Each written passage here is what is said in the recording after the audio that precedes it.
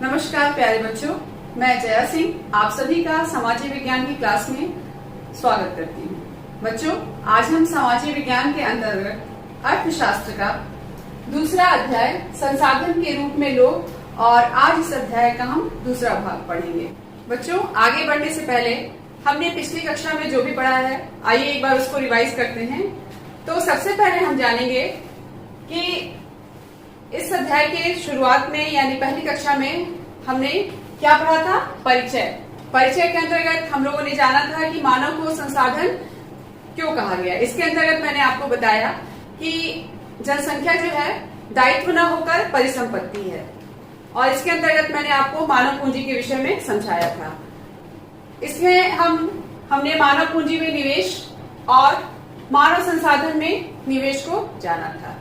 फिर उसके आगे हमने पुरुष और महिलाओं के आर्थिक क्रियाकलाप यानी हमने आर्थिक गतिविधियों के विषय में आपसे चर्चा की थी, जिसमें प्राथमिक, द्वितीयक और तृतीयक क्षेत्रकों की भी चर्चा हुई थी, और कुछ हमने आर्थिक गतिविधियों से हमने बाजार और गैर बाजार गतिविधियों की बात की थी। फिर हमने जनसंख्या की गुणवत्ता और इसके अंतर्गत हमने शिक्षा के महत्व और शिक्षा के संदर्भ में जो भी महत्वपूर्ण आंकड़े थे वो मैंने आपको समझाया था। आइए बच्चों, आज हम जिन महत्वपूर्ण बिंदुओं पर चर्चा करेंगे एक बार उसे देख लेते हैं।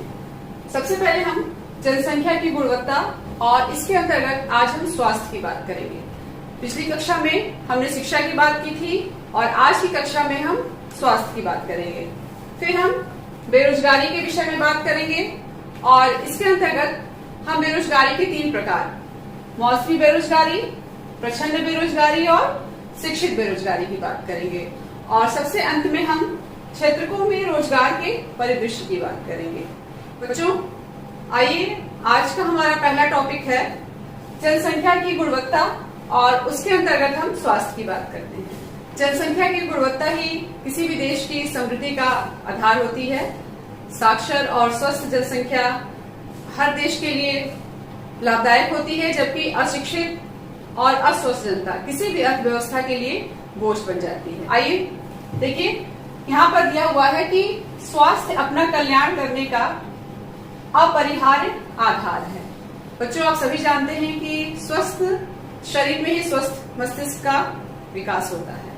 मानसिक स्वास्थ्य के लिए शारीरिक रूप से स्वस्थ होना अत्यंत ही अनिवार्य है। अगर कोई भी व्यक्ति स्वस्थ है तो वो अपनी फर्म को या अपनी संस्था को अधिक से अधिक लाभ पहुंचाएगा, और अगर व्यक्ति अस्वस्थ है तो वो लाभकारी साबित नहीं होगा। एक तरीके से वो बोझ बन जाएगा, परिसंपत्ति नहीं रह जाएगा। फिर देखिए, इसीलिए जनसंख्या की स्वास्थ्य स्थिति को सुधारना किसी भी देश की प्राथमिकता होती है, क्योंकि अगर हमें जनसंख्या को परिसंपत्ति बनाना है तो हमें स्वास्थ्य पर भी उतना ही ध्यान देना होगा जितना हम शिक्षा पर ध्यान देते हैं। बच्चों, ये चित्र आप देख रहे हैं, ये स्वास्थ्य केंद्र का चित्र है, जहाँ पर बच्चों का स्वास्थ्य परीक्षण कराया जा रहा है। एक पंक्ति में बच्चों को खड़ा किया गया है। आपने अपने स्कूल में भी देखा होगा कि आए दिन कोई ना कोई स्वास्थ्य परीक्षण की टीम आपके विद्यालय में आती है, और कभी आपका आई टेस्ट होता है, कभी किसी बीमारी से लड़ने के लिए आप लोगों को टैबलेट भी खिलाए जाते हैं, कभी इंजेक्शन भी लगाया जाता है। इस तरह से ये सारी स्वास्थ्य सुविधाएं हैं किसी भी देश की सरकार द्वारा प्राथमिकता के रूप में अपने लोगों को पहुंचाई जाती हैं। तो आइए अब हम देश की राष्ट्रीय स्वास्थ्य नीति के विषय में बात करेंगे। देश की राष्ट्रीय स्वास्थ्य नीति का लक्ष्य भी जनसंख्या के अल्प सुविधा प्राप्त वर्गों पर विशेष ध्यान देते हुए स्वास्थ्य सेवाओं, परिवार कल्याण और पौष्टिक सेवा तक इनकी पहुंच को बेहतर बनाना है। बच्चों, ये स्वास्थ्य नीति जो है, जो हमारे देश के अल्प सुविधा प्राप्त वर्ग है, जहाँ पर मेडिकल की सुविधाएं अच्छे से नहीं मिल पा रही हैं, वहां पर ये हमारे देश की जो राष्ट्रीय स्वास्थ्य नीति है वो ये चाहती है कि उन वर्गों तक मेडिकल की सुविधाएं पहुंचे, ताकि देखिए आप दिया हुआ है कि परिवार कल्याण और पौष्टिक सेवा, यानी जो प्रसव के बाद जो माताएं होती हैं उनको भी एक पौष्टिक आहार मिल सके, सरकार की तरफ से ये सुविधा प्रदान की जाती है। और ये राष्ट्रीय स्वास्थ्य नीति का लक्ष्य होता है कि अधिक से अधिक लोगों को इसका फायदा मिल सके, क्योंकि किसी भी देश की अर्थव्यवस्था के लिए आवश्यक है कि अधिक से अधिक लोग जो हो कार्यरत हो और कार्यकुशल हो और अपनी कार्यकुशलता से देश की अर्थव्यवस्था को मजबूत बना सके। पिछले 5 दशकों में भारत ने प्राथमिक, द्वितीयक और तृतीयक क्षेत्रों में बहुत ज्यादा विकास कर लिया है और विस्तृत स्वास्थ्य आधारित जनशक्ति का निर्माण कर लिया है। बच्चों, इसके संबंध में मैं आपको एक रिपोर्ट दिखाऊंगी, लेकिन उस रिपोर्ट को दिखाने से पहले कुछ उसके अंतर्गत महत्वपूर्ण बातें हैं, जैसे जीवन प्रत्याशा, जन्म दर, मृत्यु दर, शिशु मृत्यु दर, उसके विषय में मैं आपसे बात करूंगी। तो आइए सबसे पहले हम उस रिपोर्ट की कुछ महत्वपूर्ण बातों को समझ लेते हैं, फिर मैं आपको उस रिपोर्ट पर ले चलती हूँ। उस रिपोर्ट के अंतर्गत सबसे पहला शब्द जो है वो है जीवन प्रत्याशा। आइए हम इसके अर्थ को जाने। जीवन प्रत्याशा क्या है? देखिए, एक दी गई उम्र के बाद जीवन के शेष बचे वर्षों की औसत संख्या है। बच्चों, एक तरीके से सामान्य जो जीवन काल माना जाता है उसका एक अनुमान लगाया गया है कि व्यक्ति की औसत आयु कितनी है, और यही हमारी जीवन प्रत्याशा कहलाती है। देखिए, यहाँ पर एक सर्वे किया गया, उसके अनुसार एक रिपोर्ट है कि यह एक व्यक्ति के औसत जीवन काल का अनुमान है। और इसके संदर्भ में देखिए, जीवन प्रत्याशा वर्ष 2014 में बढ़कर 68.3 वर्ष अधिक हो गई है। यानी एक व्यक्ति की आयु 2014 में जो सर्वे किया गया उसके अनुसार 68 साल से थोड़ी सी ज्यादा मानी गई है। बच्चों, ये तो था जीवन प्रत्याशा। अब हम पढ़ेंगे जन्म दर। जन्म दर क्या है? ये बिल्कुल एक नई चीज है आपके लिए, आप इसे ध्यान से सुनेंगे। जन्म दर किसी देश में एक वर्ष में प्रति 1000 व्यक्तियों पर जन्म लेने वाले बच्चों की संख्या जन्म दर कहलाती है। आप इसे ध्यान से समझेंगे बच्चों। फिर हम समझेंगे मृत्यु दर। किसी देश में एक वर्ष में प्रति 1000 व्यक्तियों पर मरने वाले व्यक्तियों की संख्या मृत्यु दर कहलाती है। तीसरा है, देखिए, शिशु मृत्यु दर। प्रति 1000 जीवित जन्मे शिशुओं में से एक वर्ष या उससे कम आयु में मरने वाले शिशुओं की संख्या है। यानी एक वर्ष में जो भी बच्चे जन्म लेते हैं, अगर उनकी मृत्यु एक वर्ष के अंदर हो जाती है तो उनका आंकड़ा हम प्रति 1000 जीवित बच्चों के आधार पर निकालते हैं। फिर देखिए, शिशु मृत्यु दर 1951 के 147 से घटकर 2015 में 37 पर आ गई है। यानी जो शिशु मृत्यु दर थी, जैसे जैसे देश में स्वास्थ्य नीति का पालन किया गया वैसे वैसे उस दर में कमी आई है, और ये कमी आते आते 147 से घटकर संख्या कितनी पहुंच गई है? 37। बच्चों, आइए अब हम इस रिपोर्ट को देख लेते हैं, और इस रिपोर्ट के अंतर्गत हम उन सभी बातों को पढ़ेंगे जो अभी मैंने आपको बताया, जैसे जीवन प्रत्याशा हो गई, जन्म दर, मृत्यु दर, शिशु मृत्यु दर। तो उसी के संदर्भ में ये रिपोर्ट है, और ये बातें मैंने आपको इसीलिए पहले बता दी ताकि आपको ये रिपोर्ट समझने में दिक्कत ना हो। तो आइए देखिए, इन उपायों को अपनाने से जीवन प्रत्याशा बढ़कर वर्ष 2014 में 68.3 वर्ष अधिक हो गई है। शिशु मृत्यु दर 1951 के 147 से घटकर 2015 में 37 पर आ गई है, और अशोधित जन्म दर गिरकर 20.8 और मृत्यु दर 6.5 पर आ गई है। यानी स्वास्थ्य नीति का पालन करते हुए स्वास्थ्य सुविधाओं को बढ़ाया गया, जिससे इन सारे घटकों में हमें भारी गिरावट देखने को मिलती है। देखिए, जीवन प्रत्याशा में वृद्धि और शिशु देखभाल में सुधार देश के आत्मविश्वास को भावी प्रगति के साथ आंकने के लिए उपयोगी है। बच्चों, ये रिपोर्ट है, और इस रिपोर्ट के अंतर्गत वो सारी बातें बताई गई हैं जो मैंने आपको अभी कुछ देर पहले समझाई थी। बच्चों, ये चार्ट है जो 2013 से 2017 तक के स्वास्थ्य संबंधी सुविधाओं से संबंधित है। आप देख रहे हैं, इसमें उपकेंद्र, प्राथमिक स्वास्थ्य केंद्र, सामुदायिक स्वास्थ्य केंद्र और उनकी संख्या 2013 से 2017 तक बताई गई है। फिर औषधालय तथा अस्पताल, फिर बिस्तर यानी सरकारी अस्पतालों में जो बेड है उनके बारे में, फिर भारतीय चिकित्सा परिषद में पंजीकृत डॉक्टर की संख्या, नर्सिंग कर्मी, एनएम, आरएनएम और एलएचबी, इनकी संख्या को ये पूरा आंकड़ा जो है इस चार्ट के माध्यम से बताया गया है। लेकिन भारत में अनेक ऐसे स्थान हैं जहां पर ये मौलिक सुविधाएं भी उपलब्ध नहीं है। जो आपने देखा, अभी जो आंकड़ा आपने देखा, उसी के अंतर्गत ये बात है कि इस तरह की सुविधाएं भारत में हर जगह उपलब्ध नहीं है।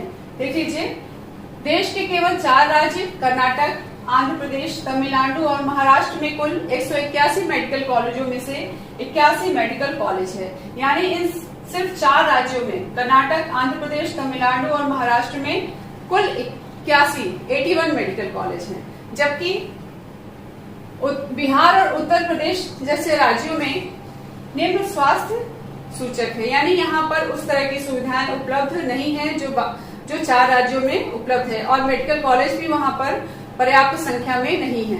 बच्चों, इस तरह से हमने जनसंख्या की गुणवत्ता के लिए स्वास्थ्य के विषय में जाना, और ये जाना कि किसी भी जनसंख्या को परिसंपत्ति बनाने के लिए या शिक्षा और स्वास्थ्य की सुविधाएं उपलब्ध कराना उनके लिए अत्यंत आवश्यक है।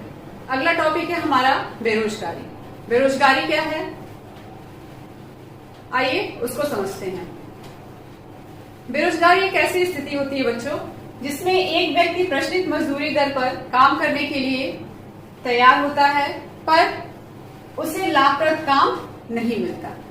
यानी व्यक्ति की काम करने की इच्छा भी है, उसने उस काम करने से संबंधित अपने योग्यता भी धारण किया हुआ है, प्रशिक्षण भी लिया हुआ है, लेकिन उसकी योग्यता के अनुरूप काम नहीं मिलता है। तो ऐसे व्यक्तियों को जब काम नहीं मिलता है तो ये बेरोजगार कहलाते हैं। आपको मैंने जो कहानी सुनाई थी सकल और विलास की, वहां पर आपने देखा कि सकल की माँ शीला अपने घरेलू काम करती है और पति के काम में भी हाथ बटाती है। सकल के भाई जीतू और उसकी बहन सीतू खेलने में अपना वक्त गुजारते थे। तो क्या इस आधार पर हम शीला या जीतू या सीतू को बेरोजगार कहेंगे? नहीं बच्चों, ये बेरोजगार की श्रेणी में नहीं आएंगे, क्योंकि हमारे यहाँ जो श्रम बल, वर्क फोर्स जनसंख्या जो है, उसके अंतर्गत वे लोग शामिल किए जाते हैं जिनकी उम्र 15 वर्ष से 59 वर्ष के बीच होती है। यानी इस उम्र के, इस आयु के लोगों को श्रम बल कहा जाता है, जिनसे हम काम ले सकते हैं। इसके पहले यानी जो 15 वर्ष से कम बच्चे होते हैं उनको हम बच्चे की श्रेणी में ही रखते हैं, और 59 वर्ष से जो ज्यादा के व्यक्ति होते हैं उनको हम प्रौढ़ की श्रेणी में रखते हैं। उनसे हम अधिक काम नहीं ले सकते हैं। इसलिए 15 से 59 वर्ष की आयु जो है श्रम बल की आयु मानी गई है। सकल के भाई और बहन इस वर्ग में नहीं आते, इसलिए हम उन्हें बेरोजगार नहीं कह सकते हैं। आइए अब हम भारत में बेरोजगारी का स्वरूप जानें। बेरोजगारी 3 तरह की होती है: मौसमी बेरोजगारी, प्रच्छन्न बेरोजगारी और शिक्षित बेरोजगारी। मौसमी बेरोजगारी तब होती है जब लोग वर्ष के कुछ महीनों में रोजगार प्राप्त नहीं कर पाते हैं। वर्ष में कुछ व्यस्त मौसम होते हैं जब खेतों में बुआई, कटाई, निराई और गहाई होती है, और कुछ विशेष महीने होते हैं जिसमें इन लोगों को काम नहीं मिलता है। बच्चों, ये मौसमी बेरोजगारी अक्सर आपको गांव में देखने को मिलेगी कि जहाँ पर वर्ष में कुछ महीने होते हैं जहाँ पर खेती में बहुत सारा काम होता है, लेकिन कुछ महीने ऐसे भी होते हैं जहाँ खेतीबाड़ी में कोई काम नहीं होता। तो ऐसे समय ये लोग खाली हो जाते हैं, एक तरीके से बेरोजगार हो जाते हैं। नेक्स्ट है प्रच्छन्न बेरोजगारी। यहाँ पर देखिए क्या स्थिति है। यहाँ पर देखिए, जब आवश्यकता से अधिक श्रमिक कार्य करते हैं, इसमें लोग नियोजित प्रतीत होते हैं, इनके पास भूखंड भी होता है जहाँ ये कार्य करते हैं। बच्चों, इस तरह की बेरोजगारी मैं आपको बताना चाहूंगी कि ज्यादातर कृषि क्षेत्रों में ही देखने को मिलती है। किसी काम में 5 लोगों की आवश्यकता होती है, लेकिन उसमें 8 लोग लगे रहते हैं। इसमें 3 लोग अतिरिक्त होते हैं, तीनों इसी खेत पर काम करते हैं जहाँ पर ये 5 लोग भी खेती वाला काम कर रहे हैं, और इन तीनों द्वारा जो भी योगदान या अंशदान किया जाता है वो 5 लोगों द्वारा किए गए अंशदान में कोई बढ़ोतरी नहीं करता। बच्चों, अगर इन 3 लोगों को हटा दिया जाए तो खेत की जो उत्पादकता है वो कम नहीं हो जाएगी। खेत में 5 लोगों के काम की आवश्यकता है, और ये 3 लोग या ये 3 अतिरिक्त लोग प्रच्छन्न रूप से बेरोजगार की श्रेणी में आते हैं। बच्चों, यहाँ ध्यान देने वाली बात यह है कि मौसमी और प्रच्छन्न बेरोजगारी, ये दोनों ही बेरोजगारी कृषि क्षेत्र में देखने को मिलती है। मौसमी बेरोजगारी जहाँ पर मौसम के अनुकूल ही लोगों को रोजगार मिलता है, और प्रच्छन्न बेरोजगारी कि जहाँ पर आवश्यकता से अधिक लोग खेती में जुड़े हुए हैं और उतने लोग की आवश्यकता नहीं होती। अगर वो कुछ लोग वहां से हट जाएं तो भी खेती की उत्पादकता में कोई कमी नहीं आती, लेकिन जो अतिरिक्त लोग होते हैं वो प्रच्छन्न बेरोजगारी के अंतर्गत आते हैं। अब बच्चों, हम शिक्षित बेरोजगारी की बात करेंगे, यानी जो नगरीय क्षेत्रों में शिक्षित बेरोजगारी है। आइए इसको समझते हैं। शिक्षित बेरोजगारी शहरी क्षेत्रों में अधिक होती है, जहां मैट्रिक, स्नातक एवं स्नातकोत्तर डिग्री धारक युवक या युवतियां रोजगार पाने में असमर्थ हैं। बच्चों, जब जनसंख्या वृद्धि हुई है तो जनसंख्या वृद्धि के साथ दिक्कत ये आई कि लोगों को उस ढंग से रोजगार नहीं मिल पा रहा है। और ज्यादातर जो सर्वे हुआ है उसमें यही देखने को मिला है कि मैट्रिक की अपेक्षा स्नातक और स्नातकोत्तर डिग्री धारक जो युवक हैं उनको रोजगार मिलने में दिक्कत हो रही है। इसके अलावा इसमें बहुत से ऐसे लोग हैं जो प्रशिक्षित हैं, यानी उन्होंने कुछ न कुछ अपना कौशल धारण किया हुआ है, लेकिन उन्हें भी रोजगार नहीं मिल पा रहा है और उनकी योग्यता के अनुरूप काम नहीं मिल पा रहा है। तो वो सभी के सभी शिक्षित बेरोजगारी के अंतर्गत आते हैं। इसके अंतर्गत एक महत्वपूर्ण बात मैं आपको बताना चाहूंगी कि कुछ क्षेत्र ऐसे हैं जहां पर विरोधाभास की स्थिति उत्पन्न हुई है। जैसे देखिए कि कुछ संस्थान या कुछ संस्थाएं ऐसी हैं जहां पर प्रशिक्षण प्राप्त लोगों की आवश्यकता होती है, तो वहां पर क्या होता है, वहां पर वो प्रशिक्षण प्राप्त लोग उनको नहीं मिल पाते हैं। और कुछ लोग ऐसे हैं जो कुछ क्षेत्रों में प्रशिक्षण प्राप्त किए हुए हैं, लेकिन क्या होता है कि उनकी योग्यता अनुसार उनको काम नहीं मिल पा रहा है। तो ये विरोधाभास की स्थिति यहाँ पर पैदा हो रही है और ये स्थिति जो है शिक्षित बेरोजगारी को धीरे धीरे बढ़ा रही है। दूसरे शब्दों में हम ये कह सकते हैं कि एक ओर तकनीकी अर्हता प्राप्त लोगों के बीच बेरोजगारी है, दूसरी ओर आर्थिक समृद्धि के लिए आवश्यक तकनीकी कौशल की कमी है। बच्चों, अब हम बेरोजगारी के दोष इसके विषय में जानेंगे। देखिए, इसके अंतर्गत पहला पॉइंट है हमारा, बेरोजगारी से जनशक्ति संसाधन की बर्बादी होती है, युवकों में निराशा और हताशा होती है। बच्चों, क्या होता है कि बहुत से परिवार ऐसे होते हैं जिनके पास इतना साधन नहीं उपलब्ध हो सकता है कि वो अपने परिवार का भरण पोषण कर सके। इसमें कुछ लोग ऐसे भी होते हैं जो बहुत योग्य होते हैं, कुशल होते हैं, उन्होंने प्रशिक्षण भी प्राप्त किया हुआ है, उनके अंदर वो सारी स्किल्स हैं, लेकिन उनको रोजगार नहीं मिलता। और जब ऐसी स्थिति आती है तब युवकों में निराशा और हताशा स्वाभाविक है कि उत्पन्न हो ही जाएगी। अगला पॉइंट देखिए, बेरोजगारी से आर्थिक बोझ में वृद्धि होती है, कार्यरत जनसंख्या पर बेरोजगारों की निर्भरता बढ़ती है। इसके अंतर्गत हम ये जानेंगे बच्चों कि आपने देखा होगा अपने आसपास बहुत से परिवार ऐसे होते हैं जहां पर उनको मात्र अपने जीवन निर्वाह के वस्तुएं ही उपलब्ध हो पाती हैं, वो किसी तरह अपना जीवन जीते हैं। इस तरह के जीवन जीने वालों का क्या होता है, आपने देखा होगा कि उनका स्वास्थ्य स्तर भी बहुत ही कमजोर होता है। वो आए दिन बीमार पड़ते रहते हैं, उनके पास उस हिसाब से सुविधाएं उपलब्ध नहीं होती हैं ताकि वो एक सामान्य स्तर की जिंदगी जी सके। अगला पॉइंट देखिए, बेरोजगारी में वृद्धि मंदीग्रस्त अर्थव्यवस्था का सूचक है। यह उन संसाधनों की बर्बादी करता है जिन्हें उपयोगी ढंग से नियोजित किया जा सकता था।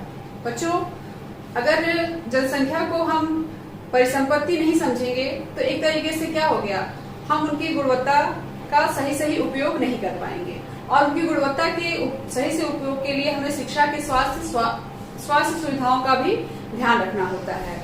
लेकिन जब ये बेरोजगारी की स्थिति आती है तो समाज का एक वर्ग जो है वो उन सुविधाओं को प्राप्त नहीं कर पाता है या उन्हें सुलभ नहीं हो पाती हैं, जिससे उनका स्वास्थ्य स्तर बहुत ही कमजोर हो जाता है। फिर ऐसे लोग ये हमारे लिए एक तरीके से देखा जाए किसी भी देश की अर्थव्यवस्था के लिए बोझ बन जाते हैं, ना कि वो हमारे लिए परिसंपत्ति बनते हैं। अगला पॉइंट देखिए, सांख्यिकीय रूप से भारत में बेरोजगारी की दर निम्न है। बड़ी संख्या में निम्न आय और निम्न उत्पादकता वाले लोगों की गिनती नियोजित लोगों में की जाती है। इसके अंतर्गत ये होता है बच्चों कि ये वे लोग पूरे वर्ष काम करते प्रतीत होते हैं, लेकिन उनकी क्षमता और आय के हिसाब से यह उनके लिए पर्याप्त नहीं होता है। क्योंकि क्या होता है कि वो काम तो करते हैं लेकिन मन से नहीं करते। क्यों? क्योंकि जो काम उन्हें मिलता है वो उनकी योग्यता के अनुसार काम नहीं मिलता है और ये काम उनके जीविकोपार्जन के स्तर को उठाने के लिए भी नहीं सही होता है, क्योंकि एक जो निश्चित आय होती है वो उस काम से उनको नहीं प्राप्त होती है। ऐसे लोग हमेशा चाहते हैं कि उनकी पसंद के अनुरूप काम मिले। अगर उन्हें कम आय पर भी वो काम मिलता है तो वो उस काम को तुरंत स्वीकार कर लेते हैं। और इसी के संदर्भ में बताना चाहूंगी, जो गरीब लोग हैं वो बेकार नहीं बैठते, कोई न कोई काम ढूंढ लेते हैं या किसी न किसी काम से वो जुड़ना चाहते हैं जहां पर उन्हें चाहे जितनी भी कमाई हो, क्योंकि उसी कमाई से उनका जीवन निर्वाह होता है और उनके परिवार की आवश्यकताएं पूरी होती हैं। अगला देखिए, प्राथमिक क्षेत्र में स्वरोजगार एक विशेषता है, यानी सेल्फ एम्प्लॉयमेंट। इसके अंतर्गत क्या होता है कि यद्यपि सभी लोगों की आवश्यकता नहीं होती, फिर भी संपूर्ण परिवार खेतों में काम करता है। इसके संदर्भ में मैंने आपको एक उदाहरण बताया था प्रच्छन्न बेरोजगारी का, जिसमें बताया था कि जितने भी लोग हैं सब खेतों में काम कर रहे हैं, जहां पर 5 लोगों की आवश्यकता है लेकिन उस काम में 8 लोग लगे हुए हैं, यानी ये जो 3 अतिरिक्त लोग हैं वो प्रच्छन्न बेरोजगारी के अंतर्गत आते हैं। तो ये जो है उसी को बता रहा है। देखिए, फिर भी संपूर्ण परिवार खेतों में काम करता है और उससे जो आय होती है वो पूरे परिवार की मानी जाती है, यानी उस आय में पूरे परिवार की हिस्सेदारी होती है। अगला देखिए, ग्रामीण बेरोजगारी के कारण प्रत्येक परिवार से अतिरिक्त श्रमिक रोजगार की तलाश में गांवों से शहरों की ओर प्रवास करते हैं। यानी जब मैंने आपको बताया कि जब मौसमी बेरोजगारी की स्थिति रहती है तब लोगों को गांव में मौसम के अनुकूल काम मिलता है, लेकिन जब खेती का मौसम नहीं होता तो लोग गांव छोड़कर शहरों की तरफ चले जाते हैं ताकि उन्हें कुछ काम मिल सके और कुछ उनकी कमाई हो सके। तो इसमें यही बताया गया है कि काम की तलाश में, यानी अपने परिवार के जीवन निर्वाह के लिए या अपनी गरीबी को दूर करने के लिए लोग गांव को छोड़कर शहरों की तरफ काम धंधे की तलाश में चले जाया करते हैं। बच्चों, इस बेरोजगारी को दूर करने के लिए सरकार द्वारा बहुत से योजनाएं चलाई गई हैं। सबसे पहले तो आप लोगों ने मनरेगा के विषय में सुना होगा, जिसमें गांव में जितने भी बेरोजगार होते हैं उनको 100 दिन के रोजगार की गारंटी दी जाती है। इसके अलावा गांव में लघु उद्योगों और कुटीर उद्योगों को बढ़ावा दिया जाता है। फिर जो प्रशिक्षित लोग हैं जिन्होंने कुछ भी थोड़ा सा प्रशिक्षण लिया है, सरकार उनको बैंक से लोन दिलाती है ताकि वो अपना रोजगार कर सकें और अपना जीवन स्तर उठा सकें। इसके अलावा भी तमाम अन्य सरकारी योजनाएं होती हैं जिनको अपनाया जाए तो हमारे देश से बेरोजगारी दूर की जा सकती है। अब आइए हम क्षेत्रकों में रोजगार के परिदृश्य की चर्चा करें। क्षेत्रक मैंने आपको बताया 3 तरह के क्षेत्रक, प्राथमिक, द्वितीयक और तृतीयक क्षेत्रक। इसके अंतर्गत देखिए, प्रच्छन्न बेरोजगारी के कारण कृषि पर जनसंख्या की निर्भरता में कुछ कमी आई है। कृषि का सबसे अधिक अवशोषण करने वाला अर्थव्यवस्था का क्षेत्र कृषि है। कृषि अधिशेष श्रम का कुछ भाग द्वितीयक तथा तृतीयक क्षेत्रक में चला गया है। द्वितीयक क्षेत्रक में छोटे पैमाने पर होने वाला या होने वाले विनिर्माण में श्रम का सबसे अधिक शोषण है। तृतीयक क्षेत्रक में जैव प्रौद्योगिकी, सूचना प्रौद्योगिकी ऐसी विभिन्न सेवाएं सामने आ रही हैं। आइए एक कहानी मैं आपको सुनाऊं और इस कहानी के माध्यम से मैं आपको ये बताऊंगी कि कैसे गांव के लोग अपनी अर्थव्यवस्था के लिए परिसंपत्ति यानी एसेट बन गए। आइए देखिए कहानी क्या थी, आपकी बुक से ही ली गई है ये कहानी। एक गांव था जिसमें अनेक परिवार रहते थे। प्रत्येक परिवार इतना कमा लेता था कि परिवार के सदस्य भरण पोषण कर सके। परिवार के सदस्य अपने कपड़े बुनते और अपने बच्चों को पढ़ाते और इस तरह प्रत्येक परिवार अपनी आवश्यकताएं स्वयं पूरी कर लेता था।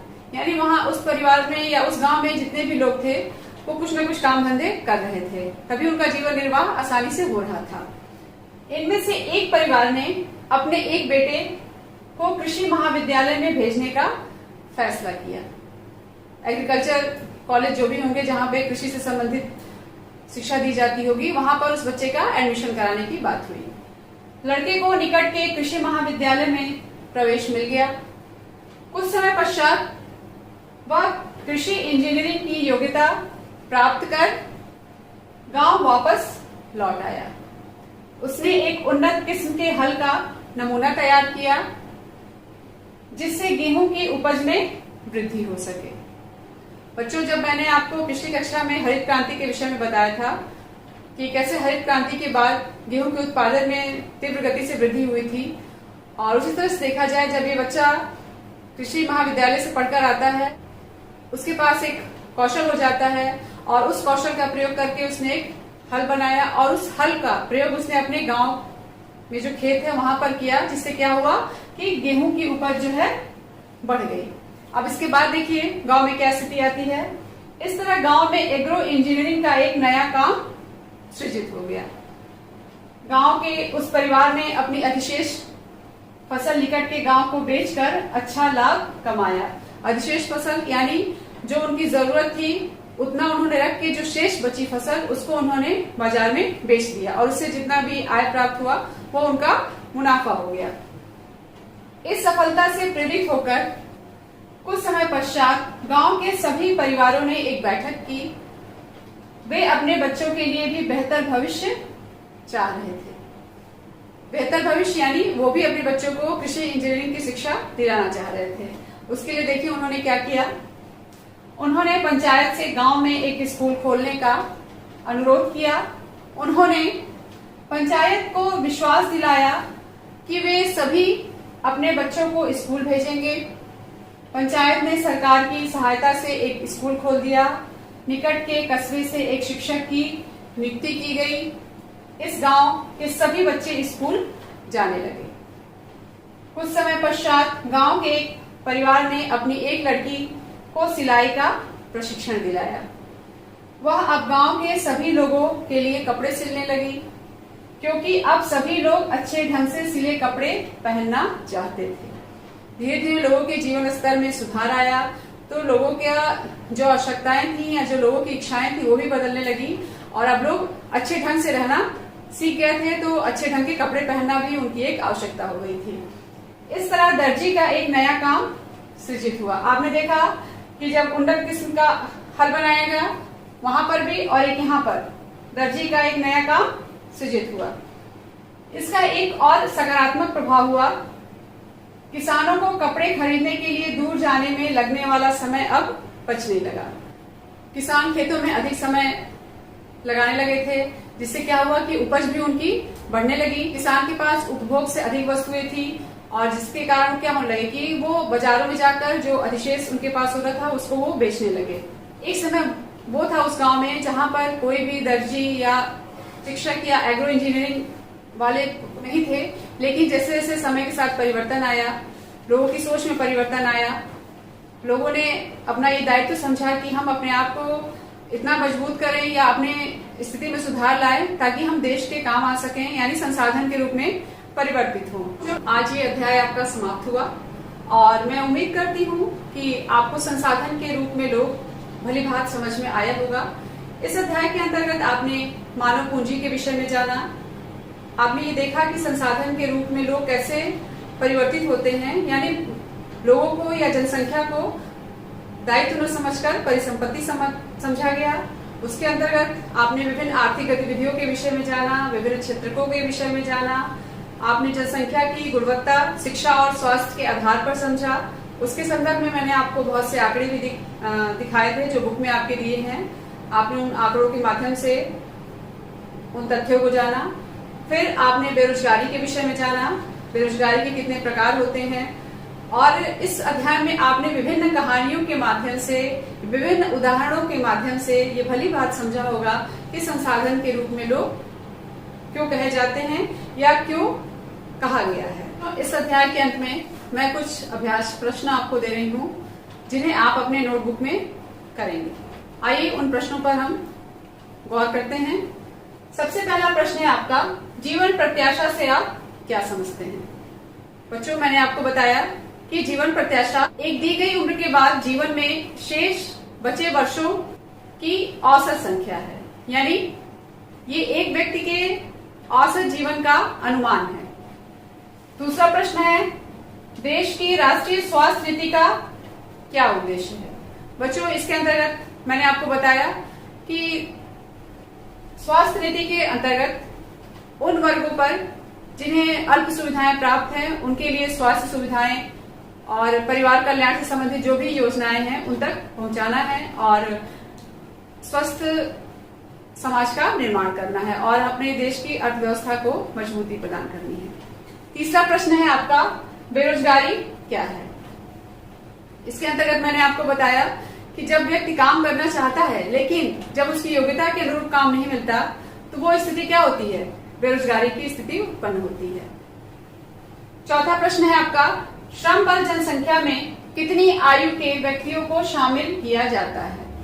मैंने आपको बताया 15 वर्ष से 59 वर्ष के आयु के व्यक्तियों को श्रम बल माना जाता है। पांचवा प्रश्न है, प्रचंड बेरोजगारी और मौसमी बेरोजगारी के विषय में लिखिए। बच्चों, जैसा कि मैंने आपको बताया था कि ये प्रचंड बेरोजगारी और मौसमी बेरोजगारी ये दोनों ही कृषि से संबंधित है। प्रचंड बेरोजगारी में मैंने आपको बताया कि कृषि कार्य में जहां 5 लोग की आवश्यकता है वहां पर 8 या 10 लोग लगे होते हैं। अगर ये एक्स्ट्रा जो अतिरिक्त जो 3 लोग लगे हैं, अगर उनको उस कार्य से हटा भी दिया जाए तो उत्पादन में क्षमता में कोई असर नहीं पड़ेगा। ठीक, और वैसे ही मौसमी बेरोजगारी है।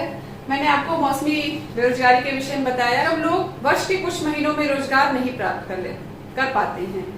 जैसे जो खेती बाड़ी का काम है वो हमेशा तो होता नहीं है, साल के कुछ महीनों में ही होता है। लेकिन जब खेती नहीं होती है या कृषि कार्य नहीं होता है तो ये लोग खाली होते हैं। तो ये बेरोजगारी जो है मौसमी बेरोजगारी कहलाती है। बच्चों, इस तरह से ये 5 प्रश्न हैं। आप इन सभी प्रश्नों को अपने नोटबुक में करिएगा और अपनी परीक्षा की तैयारी भी करते रहिएगा। धन्यवाद।